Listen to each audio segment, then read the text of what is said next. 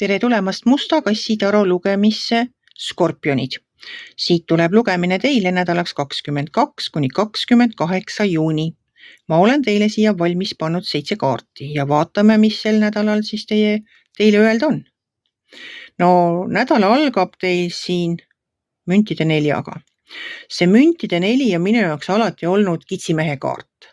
See on selline kaart, kus inimene istub oma raha hunnik otsa, ta ei taha kulutada mitte sentigi, ta ei taha kulutada lisaks rahale ka oma aega ega oma energiat.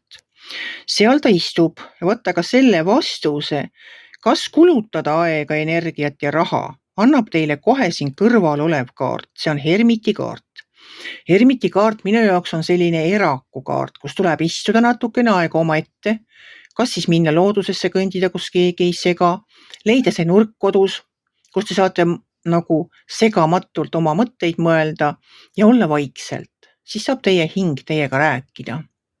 Hingel on muidugi ka muid viise, aga nendest ma räägin teine kord. Millised viisid peale tarokaartide on nii universumil kui hingel nagu võimalused teile nagu öelda vastuseid või sõnumeid edastada. Et selle hermiti kaardiga, kui te istute natukene aega vaikuses ja hing saab teile rääkida, vaat siis tuleb teil see õige teadmine, ma ütlen selle kohta alati, et lamp hakkab peas põlema. Nagu see selguse hetk tuleb iseenesest. See on minu jaoks nagu niimoodi, ma kujutan seda ette, et te istud pimedas toas, mõtisklete omi mõtteid ja järsku keegi tuleb, paneb toas tule põlema. Vaat kui hästi kõik on näha, kui tuli põleb. Kui pimedas istuda, siis ei oskagi ju otsuseid teha, kas siis kulutada ennast kuidagi viisi või mitte. Hermiti kaardiga tuleb see selgus, sellepärast, et tegelikult on teil siin väga-väga suurepärased kaardid. Aga hermiti all on teil müntide 6 ja müntide 6 räägib sellest, et te vajate abi. Teil oleks vaja kelleltki abi paluda, kas laenu paluda või siis võib-olla mõnda head mõtet või küsite nõu kellegi käest. Aga ta on ka selline kaart, kus te saate ise nagu heategevust teha.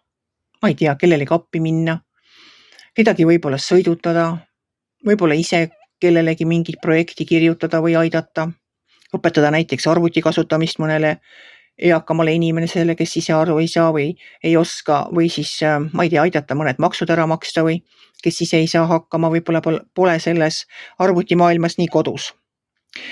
Aga hermiti kõrval on sauatäss. Vaat sauatäss on üks väga positiivne kaart.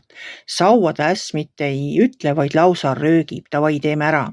Sul on nii õiged mõtted, mida sa venitad, teeme selle teoks. No kui te nagu otsusele jõuate ja tahategi seda teoks teha, siis lepinguid aitab teil sõlmida kõrval olev mõõkade rüütel. Mõõkade rüütel on väga tark kõikides seaduse asjades, kõikides paberites. Tema võib koostada mõne projekti, ta võib teha näiteks mingisuguse taotluse kusagile, ta võib aidata prias asju teha või pabereid täita. Ta võib kõigi lepinguid teha nagu ilma kartmata, et ta milleski eksib, sellepärast, et tal on kõik väga hästi käpas. Ta on väga tark. Kõik need mõõgad, nii see rüütel kui kuninganna ja kuningas, on seaduses ja kõiges selles, mis paberimajandust puudutab, nagu tõesti head kaaslased. Siis ma sellest müntide 6 juba rääkisin ja et teil on valikuid, sellest räägib karikate 7. Karikate 7 on valikute paljusus. Teil on järsku väga palju valikuid. Kas te mõtlete selle ise selle hermiti kaardiga välja? Küsite nõu ja teile pakutakse seal, no ma ei tea, 7 varianti kindlasti, võib-olla 10 ja 14. Aga nende valikutega on nagu selline pisike konks, et mõned nendest ei pruugi olla reaalsed ega teostatavad.